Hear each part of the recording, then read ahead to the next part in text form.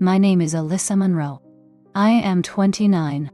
At our family reunion, my father Grant Monroe raised his glass, smiled wide, and said I was the mistake from his first marriage. Around 40 relatives laughed. His new wife Tessa Caldwell squeezed his arm, like she had been waiting for permission. Her daughter Betrayal Caldwell stared at her shoes.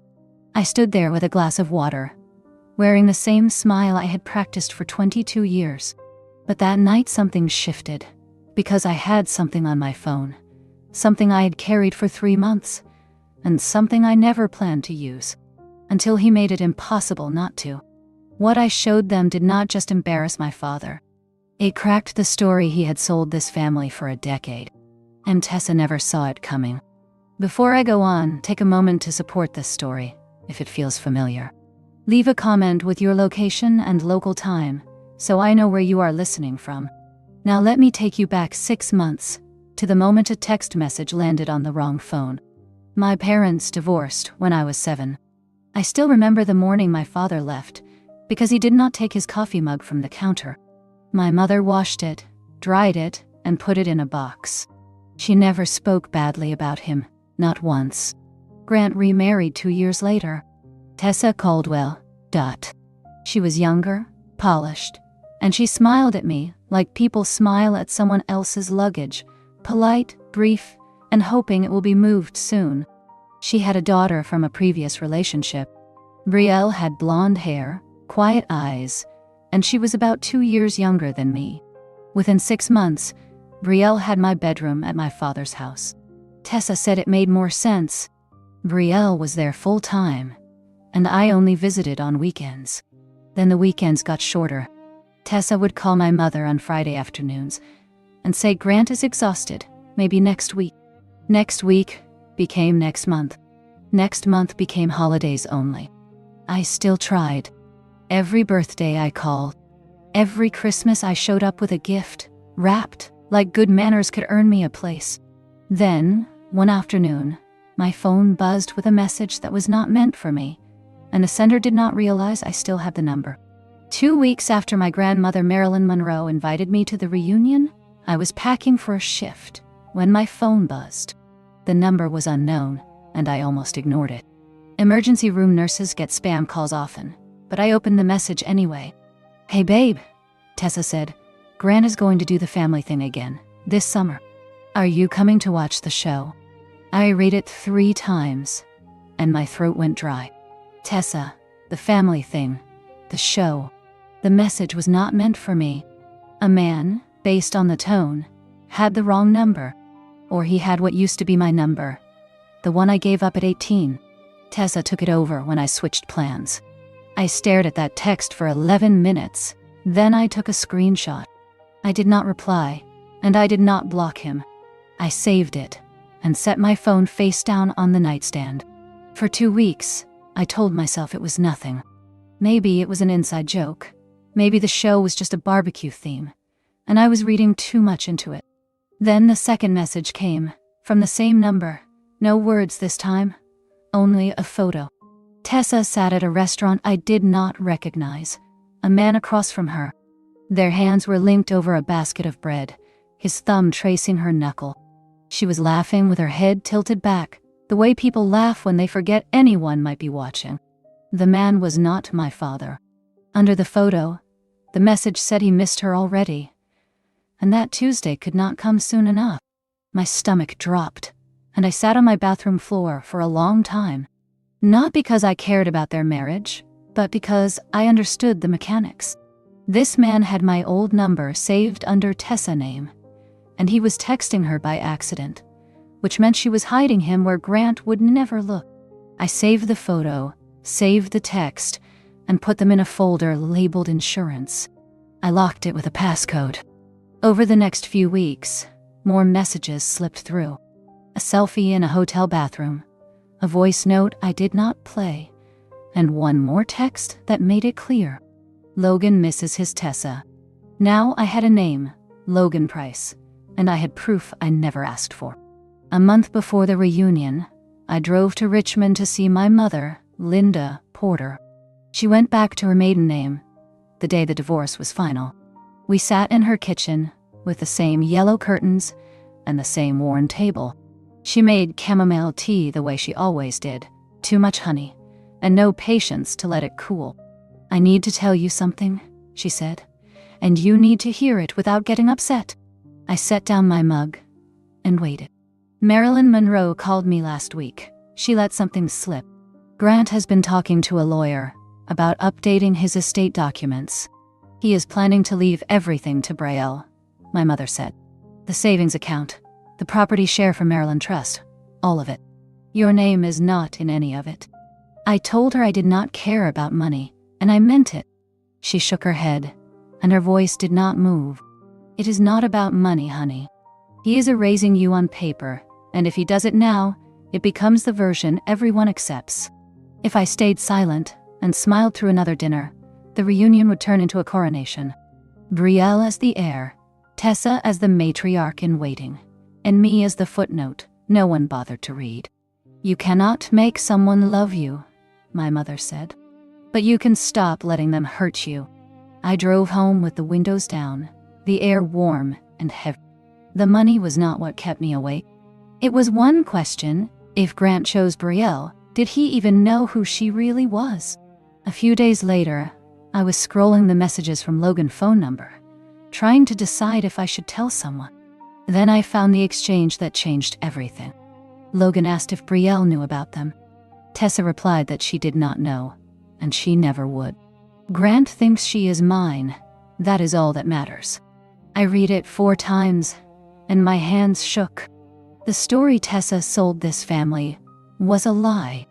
Betrayal was not even her biological child, but Grant believed she was. I saved the screenshot, the same folder, the same passcode. Then I sat in my car in the hospital parking lot, and I cried for a 16-year-old girl trapped inside a fiction. July 14th. I pulled onto the gravel drive of Marilyn Monroe Farm outside Charlottesville. At 9 in the morning, the tires crunched slow and loud, and the air smelled like cut grass. The place was all porch and oak trees, with a long table already dragged into the yard. Lights were strung between walnut trees, waiting for dusk.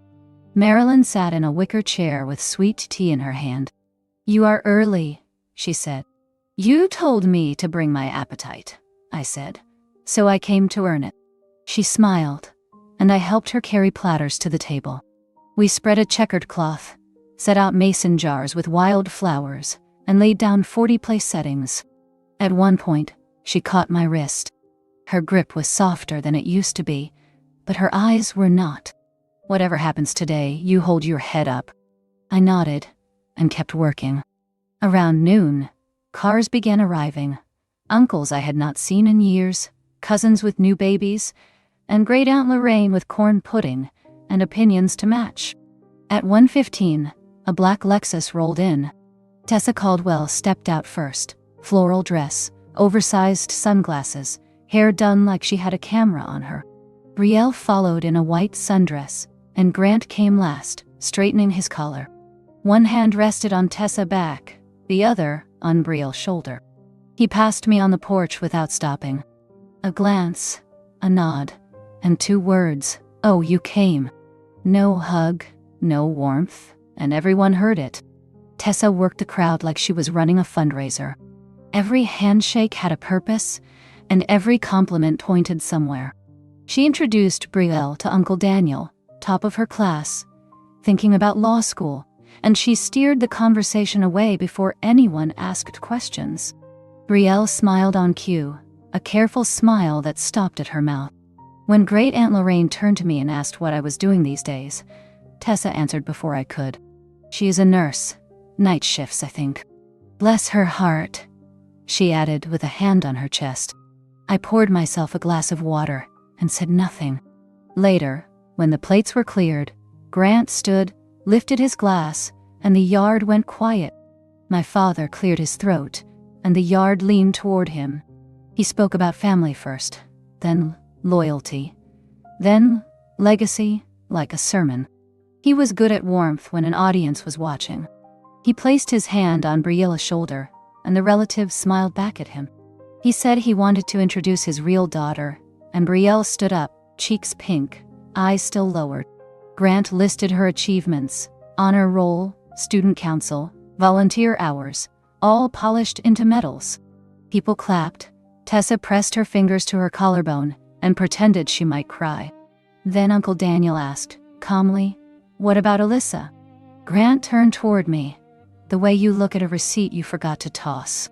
He let out a small laugh and called me the mistake from his first marriage. He laughed first, to give them permission, and enough of them followed. Not everyone. Great Aunt Lorraine did not, and Marilyn did not move at all. But the laughter filled the space and made it real. Tessa squeezed Grant's arm like she had won a point. Brielle stared at the grass, and I stood there with water in my hand, face perfectly still, while 40 people decided cruelty was entertainment. 40 people, and no one spoke up. Not yet. There is a sound the world makes when it stops pretending. It is not loud. It is the silence between laughter fading and the next fork touching a plate. A silence shaped like a held breath. That is what I heard.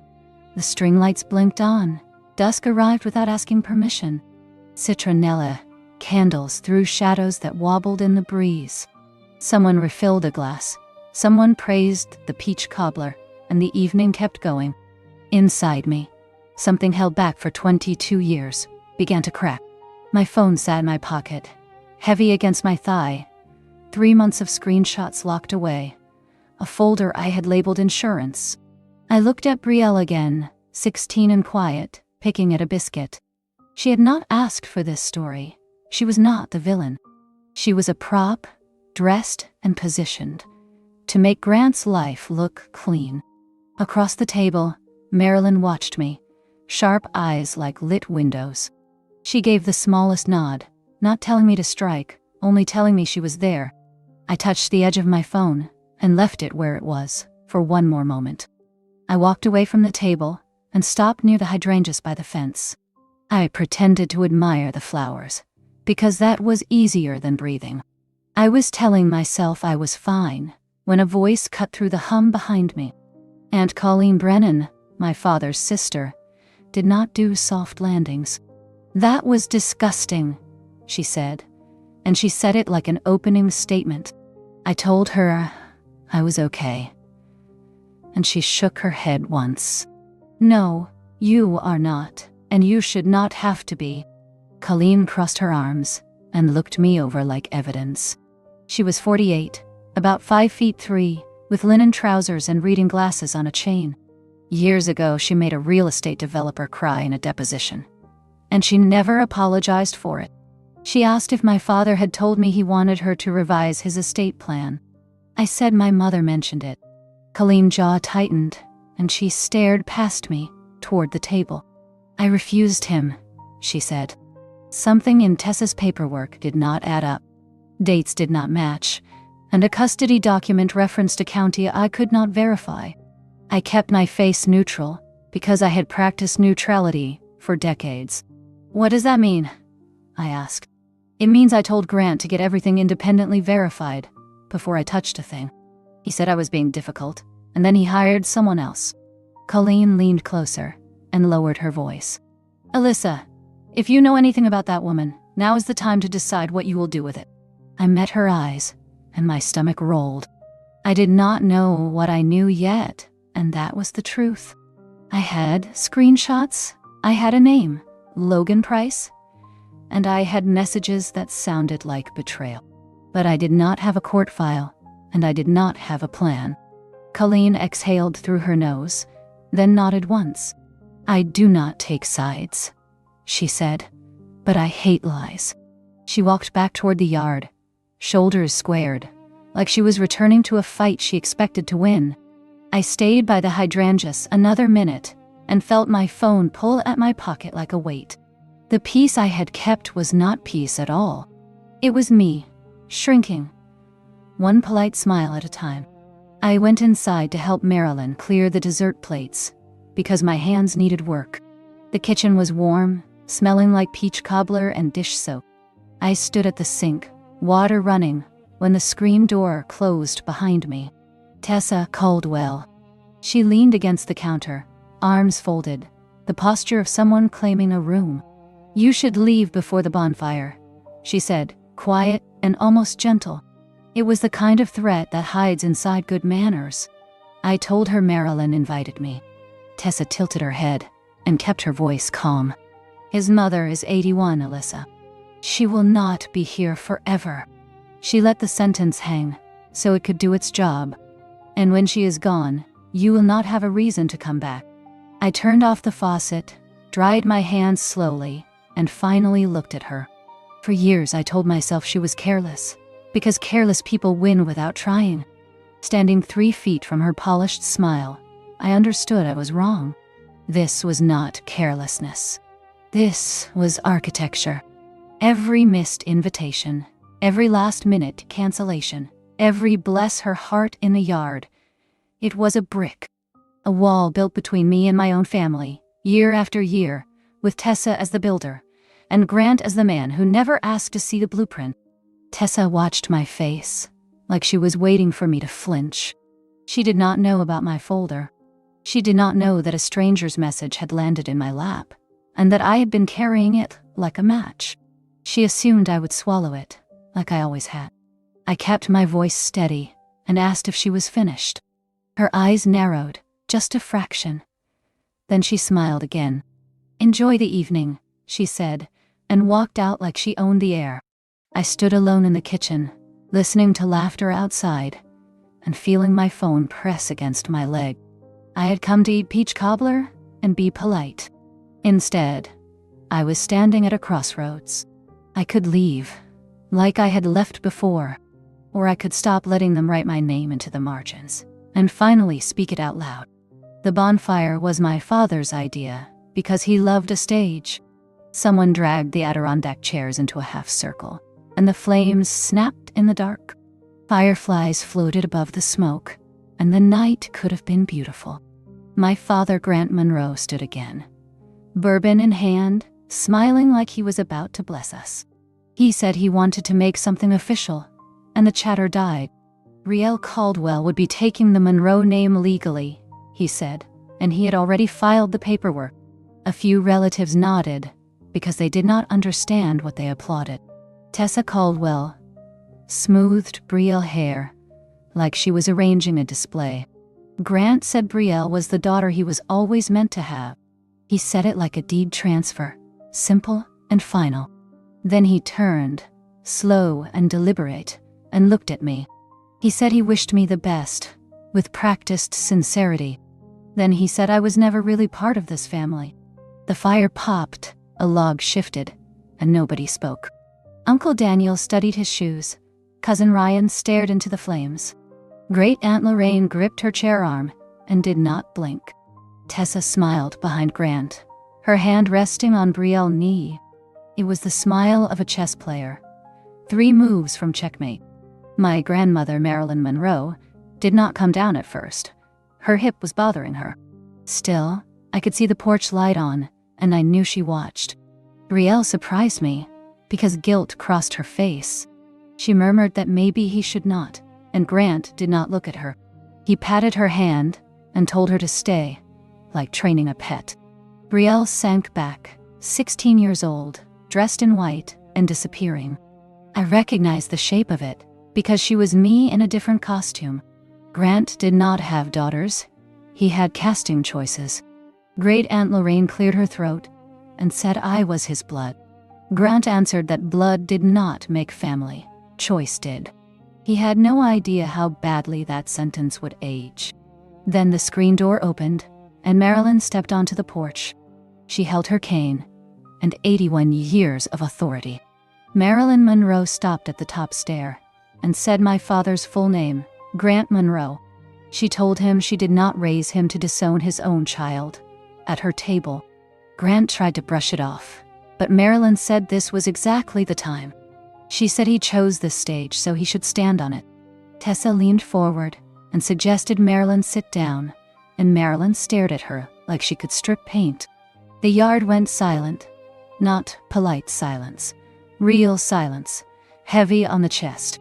Marilyn looked at me and gave the smallest nod, the same one from earlier.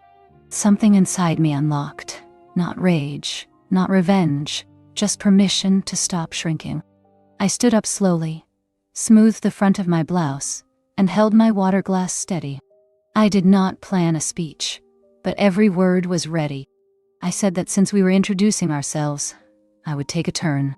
Tessa Knuckles went pale on her chair, and my father stopped smiling.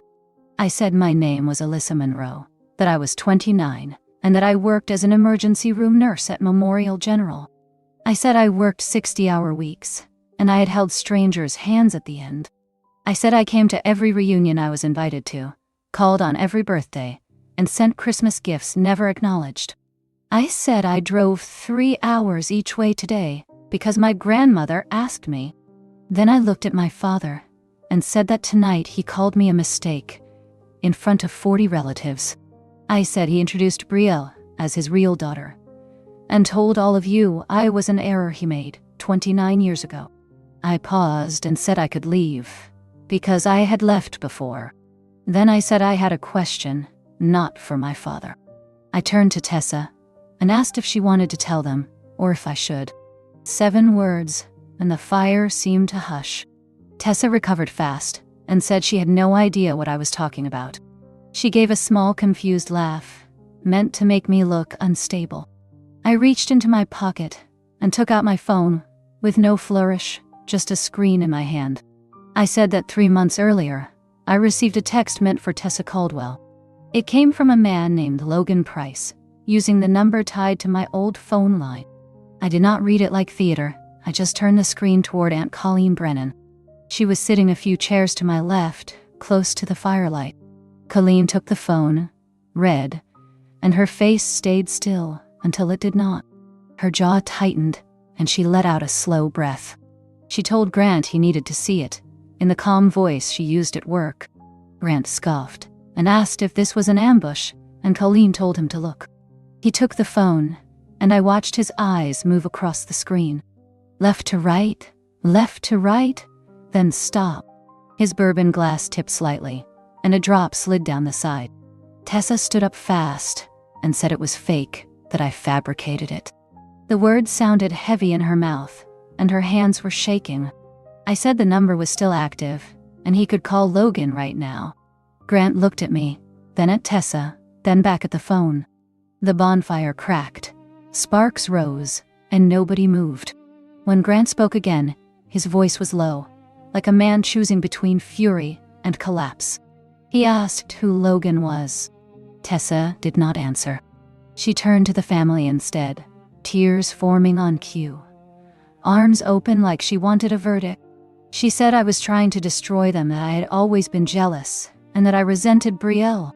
The tears landed wrong, because everyone watched her perform all day. Colleen stood and said the timestamps lined up across 3 months. She said the photos carried location data, and it did not look fabricated. The phone started moving through the circle. Uncle Daniel read it and set it down like it burned. Cousin Ryan stared at the screen, then at Tessa, then back again. Great Aunt Lorraine held it at arm length, and even without glasses, she saw enough. The murmuring began, not loud, just the rustle of 40 people recalculating the story they believed. Tessa wiped her cheeks, makeup smearing, and said fine. She made a mistake, but it changed nothing. That was when I felt the room tilt, because I was not finished. I told them Tessa affair was not the whole story, and the circle tightened. The firelight made every face look sharper, and suddenly nobody wanted dessert. Grant Monroe asked what else I had, and his voice sounded like gravel. I said I did not go looking for this. It came to me, and I wished it had not. Then I opened the folder on my phone, and I scrolled to the message that changed everything. I handed the phone to Aunt Colleen Brennan again, because she would not soften it. Colleen read, and her eyes lifted to Grant, slow and careful. She told him it looked like Tessa admitted something, in writing. Grant snatched the phone back, and I watched him read it twice. His breathing turned shallow, like he forgot how air worked. The message was from Tessa to Logan Price, and it said Brielle did not know about them, and she never would. It said Grant thinks she is mine, and that is all that matters. The words sat in the night like smoke. Brielle Caldwell looked up finally, and her face went blank. Not anger, not tears, just a stunned emptiness, like someone pulled the floor out from under her. Grant whispered Tessa's name, and it did not sound like love. Tessa stepped forward and said I twisted it, that I was trying to confuse everyone, but her voice cracked. Great Aunt Lorraine asked what it meant, plain and direct. Uncle Daniel asked if Brielle was not Tessa's biological child, and the question alone made people flinch. Marilyn Monroe gripped her cane on the porch, and her knuckles turned white. Grant stared at Tessa, waiting for a denial that could hold weight. Tessa tried to speak, then stopped, then tried again. She said it was complicated, and the word felt like a bad joke. Grant took one step back, as if he needed distance to stay standing. Brielle looked at her mother, then at my father, then at me. She opened her mouth, and nothing came out. I did not feel triumphant. I felt sick, because I could see a child learning her life was built on someone else's lie. Grant Monroe turned away from the family and faced Tessa Caldwell like a stranger. He asked her to explain, and his tone was flat. Tessa tried to redirect. She said Elisa always wanted attention. She said I was bitter. She said I hated Brielle. Nobody reacted the way she expected. The crowd had shifted, and it was not on her side anymore. And Colleen Brennan told her to stop performing and answer the question. Tessa blinked hard, and for a second, her polished mask slipped. She said she did what she had to do, because she needed stability. She said Grant wanted a daughter so badly, and she gave him what he wanted. Grant asked if Brielle was his child, and the entire circle seemed to stop breathing. Tessa did not answer fast enough. That pause was an answer, all by itself. Brielle Caldwell whispered for her mother to say it, to just say it. Tessa reached for Brielle's hand, and Brielle pulled away. Grant asked again, and his voice rose, not loud, but raw. Marilyn Monroe spoke from the porch and told Tessa to tell the truth at her house, or leave her property. Tessa looked around, searching for a rescuer, but there was none. She finally said Brielle was not Grant's, and she was not hers either, not by blood. She said Brielle came from a situation she did not want to talk about, and that she handled it. That word, handled, hit Brielle like a slap. Brielle stood up shaking and asked who she was then. Tessa told her to sit down, and Brielle said no, louder than anyone expected. Grant looked like he might be sick. He asked how long, and Tessa said it did not matter, because Brielle was his in every way that counted. Grant laughed once, sharp and broken, and said it mattered because he made decisions, with my life in his hand, based on lies. He looked at me, and I saw regret fighting pride in his eyes. Then he looked back at Tessa, and told her the reunion was over. Not for the family. For her. People started talking all at once, like a dam cracked. Cousin Ryan asked questions. Nobody answered. Uncle Daniel pulled his wife closer. Great Aunt Lorraine muttered that she knew something smelled off, and she stared at Tessa like she could peel truth from skin. Tessa tried to gather herself, tried to gather Brielle, but Brielle stepped back again. My father, Grant Monroe, stood frozen, phone still in his hand, eyes fixed on the fire like it might explain him. I felt my knees go weak, not from fear, from release. The secret I carried had left my body, and the air felt lighter. Even if the night was ruined, Marilyn Monroe called my name from the porch, and I walked up to her. She took my hand and squeezed once, firm and steady. She said I did not deserve what he said, and she said she was sorry she did not stop it sooner. I nodded, because if I spoke, I might break. Inside the house, I helped Marilyn sit down, and I poured her water. My hands shook, but I kept moving, because that is what I do. A few minutes later, Brielle appeared in the doorway. Her face was wet, and she looked younger than 16. She asked if I knew, and I told her I only knew what the messages showed. She asked if I hated her, and I said no. I told her none of this was her fault. She asked what she should do now, And I said she deserved the truth, and she deserved adults who did not use her like proof. Brielle nodded, and her shoulders trembled, like she was holding herself together by force. Outside, Tessa was arguing with someone, and Grant was not answering. I realized with a strange calm that my father's cruelty had never been about me. It had been about his choices, and the way he needed a scapegoat to keep his story clean. I did not forgive him that night. I did not beg him either. I left the reunion with my head up, and for the first time I stopped chasing a place where I was only ever tolerated. I drove home with the windows down, and the smell of smoke clung to my hair. My hands stayed tight on the steering wheel, even when the road was empty. I kept seeing my father's face, when the truth stopped being optional. I kept hearing the laughter, then the silence after it. By the time I reached my apartment, my phone was buzzing like an alarm that would not quit. I did not answer the first call, or the second. The third came from Aunt Colleen Brennan, and I picked up because she never called to talk about nothing. She told me Marilyn Monroe was safe, but she was furious, and she had sent most people home. She told me Tessa Caldwell left in the Lexus, and she did not go quietly. She told me Grant Monroe stayed behind, sitting on the porch steps, staring at the dark like he was waiting for instructions. Colleen asked if I was okay, and I said I was breathing, which felt like the only honest measure. After midnight, another call came, from my father. I watched it ring until it stopped. Then he texted. He wrote that we needed to talk, that I embarrassed him, that I ruined Brielle Caldwell's life. The words hit my chest, because even after everything, he still reached for blame like a comfort blanket. I did not reply. I took a shower, and the water ran gray at my feet. I lay in bed, and my phone buzzed again. This time it was my mother, Linda Porter. Marilyn had called her too, and she sounded angry in a way I had never heard.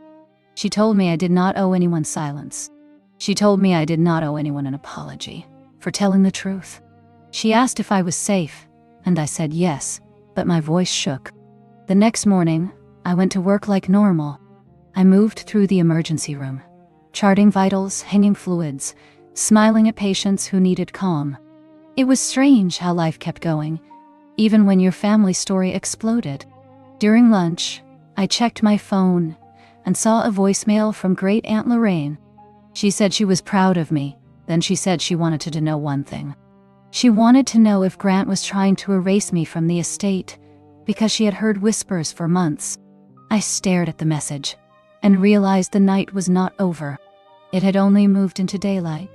2 days after the reunion, my phone lit up with a number I did not recognize. The message was short and careful, like it was afraid of making noise. It said, "This is Brielle." It asked if we could talk, somewhere not at home. My first instinct was to protect my peace, because I had spent years walking into traps, dressed as conversations.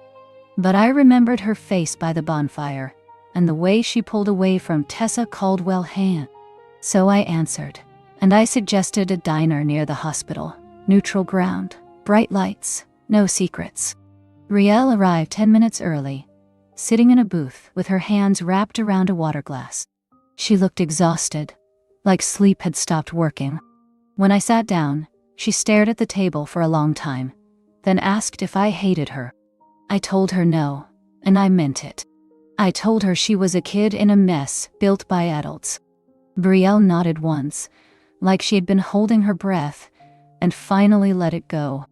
She said her mother had been crying and raging in waves. She said Grant Monroe locked himself in his office, then started making calls to lawyers. She said she heard the word annul and the word fraud, and she did not know what any of it meant. Then she asked the question that cracked her voice. She asked who she was, if Tessa was not her mother, and if Grant was not her father, then what was she? I told her I did not have answers, only messages, and a truth that should have been told long before I saw it. Brielle said she found a folder in Tessa's desk with papers that did not make sense. One document had a different last name, and another had a date that came before Tessa's supposed pregnancy. She said she tried to ask, and Tessa told her to stop being dramatic. Brielle looked at me and said she felt like a stranger in her own life. I told her that feeling was not her fault. I told her she deserved clarity, and she deserved a safe adult while she found it. Brielle swallowed hard and asked if I would go with her to talk to Aunt Colleen Brennan, because Colleen sounded like someone who could cut through lies. I said yes, and in that moment, I understood something. The night I stood up, I did not just expose a secret. I opened a door for a girl who had never been allowed to ask questions. The next week, Grant Monroe asked to meet me, and he chose a coffee shop halfway between our homes, like distance could make the past less sharp. I arrived early, sat near a window, and kept my hands flat on the table so he could not see them shake. When he walked in, he looked older than he had at the reunion. His shoulders were stiff, his jaw was clenched, and his eyes kept darting toward the door, like he expected Tessa Caldwell to appear and take control. He sat down and did not order anything. He started with anger, because it was his favorite armor. He said I blindsided him. He said I humiliated him. He said I should have come to him privately. I listened until he ran out of steam. Then I asked him one question. I asked why he thought calling me a mistake, in front of family, was private. His face tightened, and the truth landed somewhere behind his eyes. He looked down at his hands, and his voice changed. He said he was sorry for the toast. Then he corrected himself and called it what it was. He called it cruelty. He said Tessa had been whispering for years that I was ungrateful, that I was difficult, that I reminded him of failure. He said he repeated her words because it was easier than facing his own. Then he slid an envelope across the table. He said it was for me, a peace offering, money from an account he controlled. He said he was updating the estate documents, and he wanted to make it right. I did not touch the envelope. I told him I did not come for money, and I did not want payment for pain. I told him I wanted one thing, honesty. I told him he could start by telling the family, clearly, that what he said about me was wrong. Then I told him something else, something he did not expect. I told him I would not be his secret daughter, and I would not be his punishment either. If he wanted a relationship, it would be on terms that protected me. No insults, no public games, no wife speaking for him. Grant stared at me for a long moment, like he was finally seeing who I was. Then he nodded, once, slow and uncertain. When I left the coffee shop, I felt lighter, not because he changed, but because I did. I had said my boundary out loud, and I meant it. Marilyn Monroe asked me to stay the night, and I said yes without overthinking it. The guest room was already prepared, sheets turned down, water on the nightstand. That detail landed hard, because it meant she expected me and wanted me there. I lay on the bed with the window cracked open, listening to Virginia sounds, crickets, a distant owl, an old house settling into itself. I did not cry. I was too tired for tears, and too clear for denial. Downstairs, I heard low voices. Then silence, then the soft click of a door. I knew Grant Monroe was still on the porch, sitting with his world cracked open. I also knew Tessa Caldwell had left earlier, moving fast, angry, refusing to look back. Around midnight, Great Aunt Lorraine knocked once, then came in like she owned the hallway. She sat on the edge of the chair and told me my mother raised me right. She said the family should have protected me sooner, and she said she was ashamed they laughed. Her words did not fix anything, but they did something else. They took weight off my chest.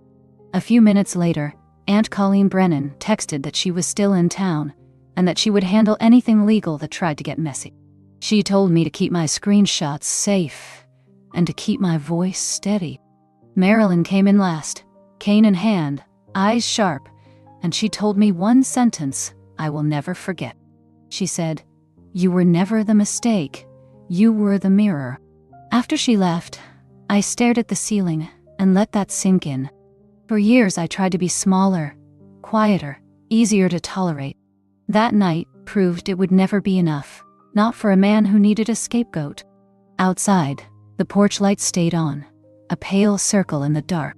I fell asleep near dawn, Not peaceful, but certain. I had finally stopped bargaining for basic respect. A week after the reunion, the fallout had a rhythm, and everyone felt it. Grant Monroe and Tessa Caldwell fought for days, loud enough that neighbors heard, and quiet enough that nothing healed. Tessa left with 2 suitcases and a face full of rage, then moved into a hotel across town. Grant called Aunt Colleen Brennan, not to talk about my feelings, but to review his estate documents again. Colleen agreed on one condition. My name went back in, clearly and permanent. Marilyn Monroe backed her, because her signature still held the trust together. Word traveled fast through our relatives, faster than truth usually does. The story changed depending on who told it, but the core stayed the same. Grant's perfect second act was built on lies, and the daughter he mocked was the one who exposed them. Tessa went silent online. Her glossy family posts vanished, and her phone stopped buzzing because Logan Price cut contact. One last message arrived at my number by accident, and it was cold and final, a warning not to reach out again. I saved it, then locked my phone, because the point was already made. Betrayal Caldwell stayed close to Marilyn for a few days, sleeping in a downstairs room, barely eating, moving like someone walking through fog. She did not defend Tessa. She did not attack Grant. She just asked questions, quietly. And nobody had clean answers. Then, 10 days after the reunion, my phone rang with an unknown number. When I answered, Brielle's voice shook. She said she did not know about Logan, about the paperwork, about any of it. I told her she did not owe me an apology. The line went quiet. Then she asked if she could call me sometimes. I told her yes, anytime. In that moment, I realized the truth did not only break things. It also opened a door for someone who needed a safer adult. 3 weeks after the reunion, Grant Monroe called me early in the morning, while I stood in my kitchen in scrubs, eating cereal after a night shift. I watched the screen for a long breath, then I answered. He did not start with, "I am sorry." He started with control, saying the night got out of hand, saying I should have come to him privately. I let him talk until his words ran out. Then I asked him why he thought public cruelty deserved private forgiveness. The silence on the line was long, and for once, he did not fill it. When he finally spoke, his voice sounded older. He said he was sorry for calling me a mistake. And he said he did it because it was easier than facing his own failures. He said he offered money because he did not know what else to offer. I told him I did not want payment for pain, and I did not want to be bought back into a family photo. I told him what I wanted was honesty, in public, the same place he tried to shrink me. I told him he needed to tell the family the truth, that he was wrong, and that I was his daughter. I also told him my boundary, clear and simple. No insults, no performances, no letting anyone speak for him. If he wanted a relationship, it would be built slowly, with respect, and with consistency. Grant asked if I would help him with Brielle Caldwell, because she was falling apart. I told him I would help Brielle, because she was a kid, and she deserved stability. But I told him I would not carry his guilt, and I would not clean up Tessa's mess alone. After we hung up, my hands shook for a minute, then steadied. The call did not fix the past. It did not erase what he said, but it confirmed something important. I was not begging anymore. I was choosing. The following Saturday, Marilyn Monroe asked us back to her house, early in the afternoon, before anyone could twist the story again. Aunt Colleen Brennan arrived with a folder, thick and organized, like she expected lies to fight back. Grant Monroe showed up alone. No Tessa Caldwell, no performance, just a man who looked sleep-deprived. Brielle Caldwell came in last, shoulders tense, eyes scanning faces like she was bracing for another collapse. Marilyn set water on the table and told everyone to sit. She said family does not mean silence, and truth does not mean cruelty. Colleen laid out the basics, estate documents, trust language, and the changes Grant tried to make. She told him the new draft erased Alyssa Monroe completely, and she asked him to say why. Grant stared at the tabletop, then admitted he let Tessa steer him for years because it felt easier than admitting he was wrong. He said he thought he could buy peace with paperwork, and he said he hated how that sounded out loud. Colleen told him it sounded like what it was, erasure. Then she turned to Brielle and asked what Brielle wanted, separate from everyone else. Brielle swallowed hard and said she wanted answers that were real, not comforting. She asked about the documents that did not match and about the message that suggested her whole origin story was false. Grant looked at Colleen, and Colleen nodded once, then said the next step was verification. She said no one would force Brielle into a decision today, but they would stop pretending. Marilyn told Brielle she could stay with her as long as needed, and Brielle started crying, quietly, like relief hurt. Grant reached for her hand, then stopped, and asked permission with his eyes. Brielle let him hold it, but only lightly, like trust had to be earned molecule by molecule. Colleen slid a clean set of papers toward Grant and told him to correct the record.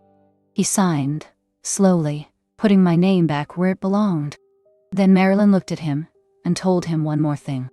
She told him to apologize to Alyssa in the same public space where he humiliated her, and to do it without excuses.